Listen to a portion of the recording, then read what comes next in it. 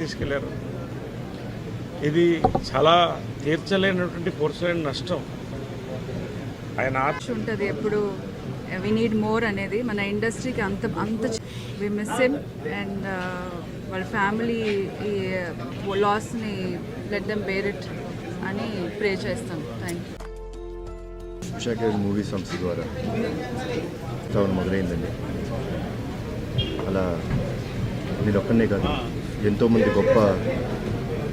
ఎంతోమంది సినీ తారులకి అవకాశం ఇచ్చి, ఎంతోమంది దర్శకులకు, ఎంతోమంది రైటర్స్కి అవకాశం ఇచ్చిన గొప్ప సంస్థ. ఈనాడు దినపత్రిక ద్వారా న్యూస్ మనకి చేరువ చేశారు. ఈటీవీ ద్వారా ఏషియాస్ బిగ్గెస్ట్ ఫిలిం సిటీ కట్టి